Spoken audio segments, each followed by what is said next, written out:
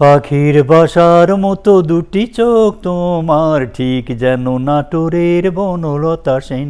তারপরে রুনালালা পিস ছিলেন, আমি আজ হারিয়েছি তোমারই পরশে স্বপ্নীলাবেশে। আবার আমরা প্লেব্যাকের গল্প করছিলাম, আপনি সিনেমায় অসংখ্য গান গেয়েছেন, কিন্তু কিছু কিছু গান, আপনার বেশিরভাগ গানই অনেক বেশি জনপ্রিয় এবং এখনো সমানভাবে কিন্তু প্রাসঙ্গিকও বটে। আমরা এই যদি বলি যে চুমকি চলেছে একা পথে, কিংবা চুপি চুপি বলো কেউ জেনে যাবে, যে কোনো একটা একটু হাই পিচের গান একটু শুনতে চাই, একটু যদি আমাদের শোনান। অবশ্যই। যেরকম আমার জীবনের প্রথম গান করি রুনালার সঙ্গে, এটা ছবির নাম ছিল জিঘাংসা, এবং আমি হলাম তৎকালীন বাংলাদেশের সেকেন্ড সিঙ্গার। তার আগে রুনালা গান করেছেন বাংলাদেশে অত্যন্ত গুণী এবং অত্যন্ত জনপ্রিয় একজন শিল্পীকার খন্দকার ফারুক ভাইয়ের সঙ্গে। ফার্স্ট পাকিস্তান থেকে আসার পর উনি ফারুক ভাইয়ের সঙ্গে ফার্স্ট গান করেন, আমার সঙ্গে সেকেন্ড গান করেন। এটা গীতিকার ছিলেন দেওয়ান নজরুল সাহেব, আর সুরকার ছিলেন মনসুর আহমদ। মনসুর আহমদকে অনেকেই ভুলে গেছেন, মনসুর আহমদকে অনেকে ওনার ছেলেকে সবাই চেনেন, মানা মাহমদ বলে একজন মিউজিক ডাইরেক্টর আছে। পাখির বাসার মতো দুটি চোখ তোমার, ঠিক যেন নাটোরের বনলতা সেন।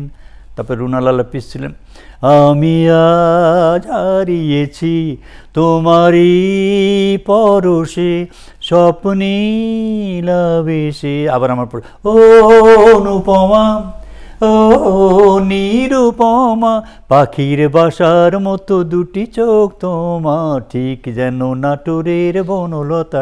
এই গানটা কেন আমি বলি, যে আমরা যারা এই গানের নায়িকা ছিলেন, ওনার নাম ছিল জবা, ওনার বাড়ি রংপুর। যিনি প্রডিউসার ছিলেন জবার হাজব্যান্ড, নায়িকার হাজব্যান্ড, আর সুরকার যিনি ছিলেন ওনার বাড়ি রংপুর, মনসুর আহমদ ভাই। তো অনেকেই মারা গেছে, এখন জীবিতর ভিতরে আমি আর গীতিকার দেওয়ান নজরুল সাহেব আর আমি জীবিত আছি।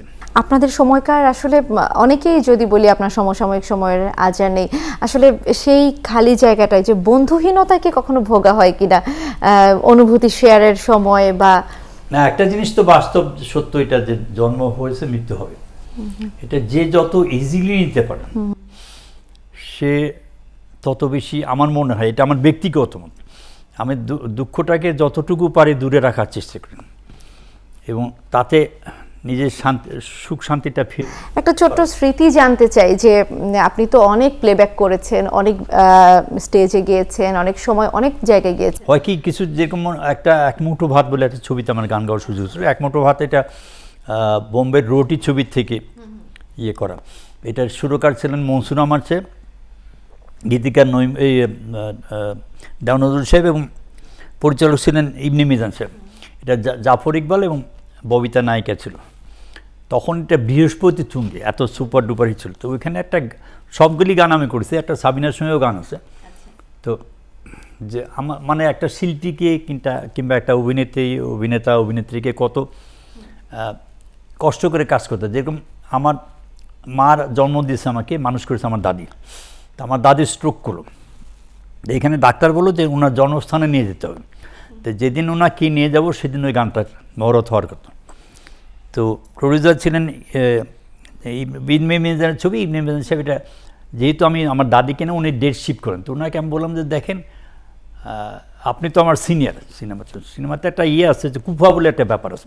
প্রথম দিন যদি শুটিং না হয়, যেদিন শুটিং হওয়ার কথা, না হলে ওইখানে যদি সবচেয়ে বড় অভিনেতা অভিনেত্রী আসে তাও হইতে পারেন, প্রথম দিন যদি গান রেকর্ডিং না হয় সেটা একই অবস্থা। তা আমি ওনাকে বললাম যে আপনি ঠিকই রাখেন, আমি 180 কিলোমিটার যাব আমার দাদিকে আমার মার কাছে হস্তান্তর করে আবার এসে। এই যে আমার অসুস্থ দাদি, তাকে নিয়ে আমি গ্রামের বাড়িতে গেলাম, আমার মার কাছে রাখলাম, আবার আসলাম, এসে কিন্তু এখানে এটা খুব এমন একটা গান গাইতে হলো, সেটা আমার মানে অপ্রাসঙ্গিক ব্যাপার। আমি একদম দুঃখে ভরাক্রান্ত হৃদয় নিয়ে আমার দাদিকে রেখে আসলাম মার কাছে।